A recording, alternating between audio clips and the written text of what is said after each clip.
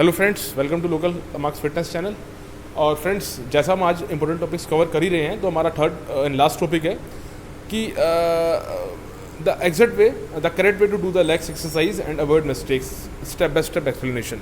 तो मनीष जी आज कुछ आपको करके दिखाएंगे फ्रेंड्स, लेग्स एक्सरसाइज और डिफरेंट एक्सरसाइज करके दिखाएंगे। उसमें क्या गलतियाँ अक्सर यूज़र करते हैं वो बताएंगे।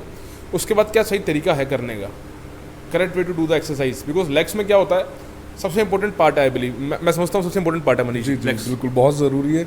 आप वैसे भी देखें तो हमारी लाइफ में सबसे ज़्यादा हम लोग हमारा बॉडी का पूरा वेट, चाहे हम ओवर वेट हैं, अंडर वेट है, हम लोग लेग्स पे ही बेयर करते हैं, लेग्स पे ही चलते हैं।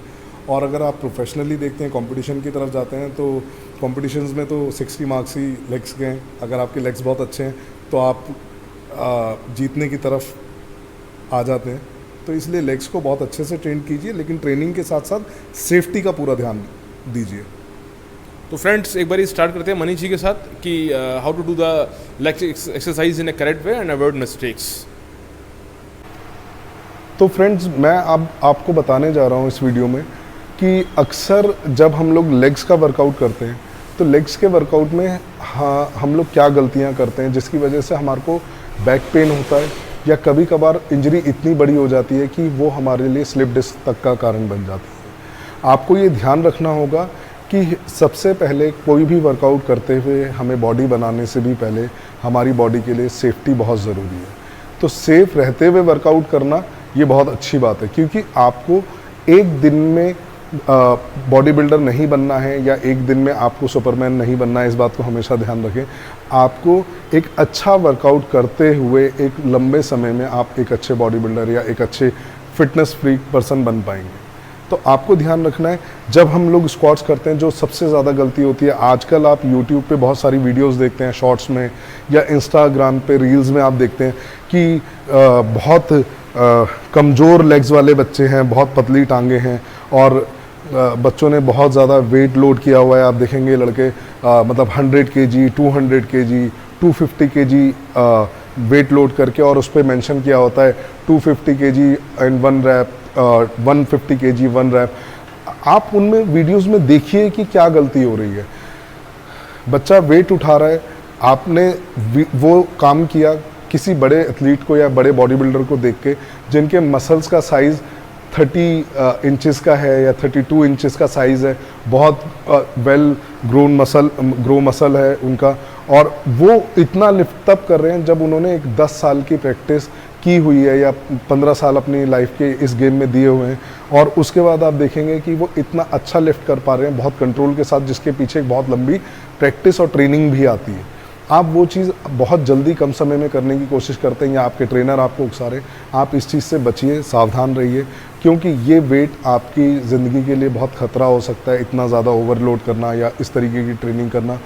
क्योंकि जब आप देखेंगे कि आप स्क्वाट ट्रैक में जाते हैं, आपने ओवरलोड किया है, आपने वेट लिफ्ट करने के लिए तैयारी की है, अक्सर ये गलती बच्चों से होती है।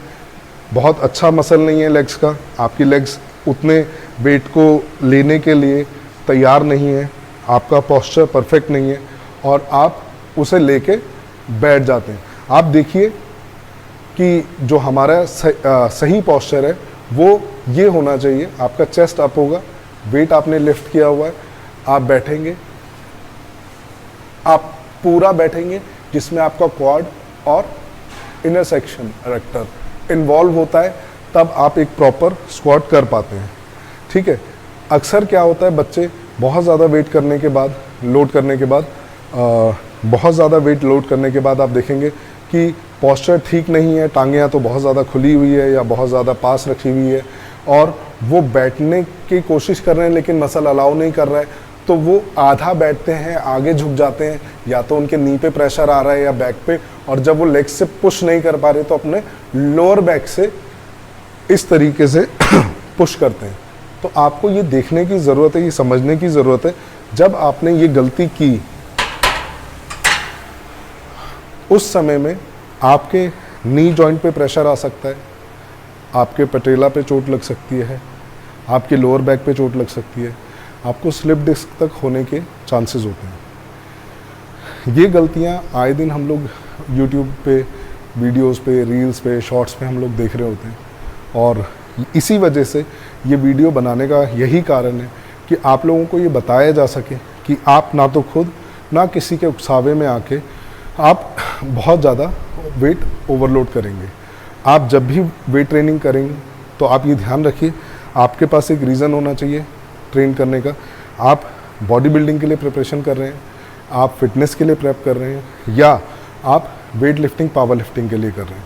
तो वेट लिफ्टिंग, पावर लिफ्टिंग के लिए अगर आप कर रहे हैं तो आप उससे रिलेटेड, उससे संबंधित ट्रेनर या कोचेस के अंडर में ट्रेन करें, जो कि आपको बहुत अच्छी और सही टेक्निक आपको समझाएंगे किस तरीके से आपको कम वेट से मसल को स्ट्रेंथ करते हुए ग्रेजुअली आगे बढ़ना है, ऊपर की तरफ जाना है, किस तरीके से आप ज़्यादा वेट को लिफ्ट करने और उस वेट को अपने मसल पे होल्ड करने के लिए तैयार होंगे। ये छोटी छोटी ऐसी गलतियां हैं जिसमें अक्सर बच्चे अपने साथ बहुत बड़ी इंजरीज ले आते हैं। दूसरी एक्सरसाइज मैं आपको बताऊंगा, जैसे कि आप ये देख रहे हैं, इसमें हम इसे leg extension, leg curl machine कहते हैं। अक्सर ये प्रॉब्लम सामने आती है कि बच्चे इसमें लेग कर्ल कर रहे हैं, में देख रहे हैं कि लेग कर्ल की मशीन में आप देखेंगे कि जब हम इसमें लिफ्ट पूरा लेग कर्ल करते हैं तो लेग कर्ल करते हुए हमारा अक्सर लोअर बैक उठने लगती है। एक समय के बाद जब हम लेग कर्ल कर रहे होते हैं, एक समय के बाद जब हम वेट इसमें बढ़ाते हैं तो वो वेट हमारे हैमस्ट्रिंग के साथ साथ हमारे लोअर प्रेशर करता है। आप ध्यान रखें कि जब भी आप ओवरलोड कर रहे हैं, ज़्यादा हैवी लिफ्टिंग की तरफ जा रहे हैं, चाहे लेग कर्ल हो, लेग एक्सटेंशन हो, स्क्वाटिंग अगर आप कर रहे हैं, लेग प्रेस अगर आप कर रहे हैं, तो हैवी वेट की तरफ जाते हुए कुछ ज़रूरी चीज़ों को ज़रूर यूज़ करें। जैसे कि आप अपनी बेल्ट का यूज़ कर सकते हैं लोअर बैक के लिए, आप अपने नी रैप्स का यूज़ कर सकते हैं अपने नी को सपोर्ट करने के लिए। ये कुछ ऐसी ज़रूरी चीज़ें हैं, जब आप हैवी लिफ्टिंग की तरफ जाते हैं तो ये आपको ज़रूरत पड़ती है। इन चीज़ों का उपयोग करें और ब्रीदिंग कंट्रोल पे ध्यान रखें, मसल कंट्रोल पे ध्यान रखें, मसल स्ट्रेंथ का ध्यान रखें। आप वेट लिफ्ट अपनी मसल की स्ट्रेंथ के हिसाब से करें, मसल की स्ट्रेंथ के हिसाब से ही वेट को बढ़ाएं। कभी भी कोशिश ना करें कि आप बहुत ज़्यादा वेट लिफ्ट कर लेंगे तो आपका मसल बहुत जल्दी ग्रो होगा। वेट लिफ्ट करना आपकी मसल के स्ट्रेंथ पे ही डिपेंड करता है। थैंक्स। तो फ्रेंड्स, आई होप आपको ये जो इंटरेस्टिंग टॉपिक्स हैं वो पसंद आ रहे होंगे। कहीं ना कहीं आपको इसमें ज़रूर एक सीखने का मौका मिलेगा कि हाँ यार, कोई भी एक्सरसाइज हमें किस तरीके से करनी चाहिए, क्या हम मिस्टेक्स करते हैं जिम्स में अपने जाके, और क्या हमें इम्प्रूवमेंट की ज़रूरत है।